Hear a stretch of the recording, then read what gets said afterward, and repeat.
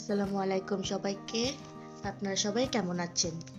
বাসায় বসে এমন নরম তুলতুলে পাটিসাপটা বানিয়ে ফেলুন খুব সহজে। Welcome back to my channel. প্রথমে আমরা একটি বাটিতে 2 টেবিল চামচ গুঁড়া দুধ দিয়ে দেব। এরপর দিয়ে দেব 2 টেবিল চামচ চিনি, বা আপনাদের ইচ্ছে মতো চিনির পরিমাণটা বাড়িয়ে দিতে পারেন। এরপর পানি দিয়ে ভালোভাবে মিশিয়ে নেব।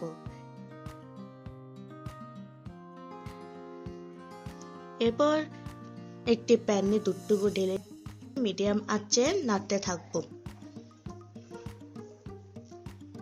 এরপর দিয়ে দেবো স্বাদ মতো লবণ, 3টি এলাচ এবং 2টি মাঝারি সাইজের তেজপাতা দিয়ে ভালোভাবে নাড়তে থাকবো।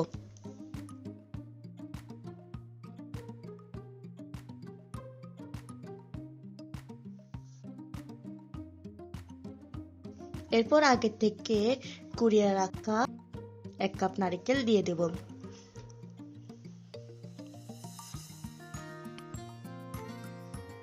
এরপর ভালোভাবে নাড়তে থাকবো যতক্ষণ না পর্যন্ত দুধটা শুকিয়ে নারকেলের সাথে ভালোভাবে মিশে যায় এবং সুন্দর একটা পুর হয়। দেখতে পাচ্ছেন দুধটা শুকিয়ে সুন্দর একটা কালার চলে এসেছে।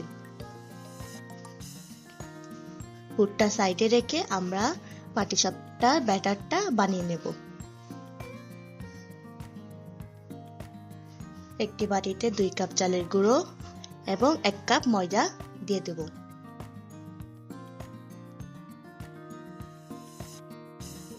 তারপর স্বাদ মতো লবণ ও চিনি দিয়ে ভালোভাবে মিশিয়ে নেব।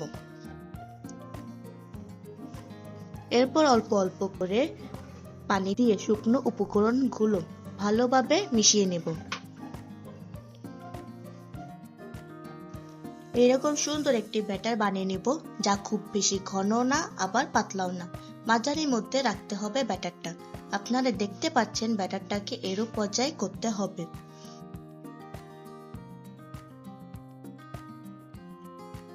এখন চুলায় প্যান বসিয়ে ব্যাটারটা দিয়ে ভালোভাবে ছড়িয়ে দেব।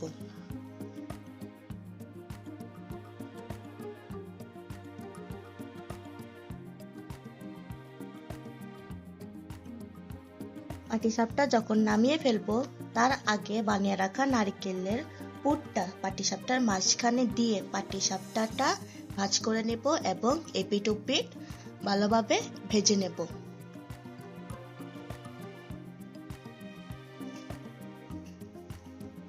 দেখতে পাচ্ছেন ভাজার পরে এটি কত সুন্দর একটি বাদামি কালার চলে এসেছে। আমরা এখন পাটিসাপটাগুলো পরিবেশনের জন্য একটি প্লেটে নিয়ে নেব। পাটিসাপটাগুলো কি সুন্দর নরম এবং তুলতুলে হয়েছে। এটি আপনারা 2-1 দিন ফ্রিজে রেখে খেতেও পারবেন, যা নতুনের মতো নরম ও তুলতুলে থাকবে। যদি ভিডিওটি ভালো লাগে তাহলে লাইক, কমেন্ট, শেয়ার এবং সাবস্ক্রাইব করে নতুন ভিডিও পেতে সঙ্গে থাকুন। ধন্যবাদ।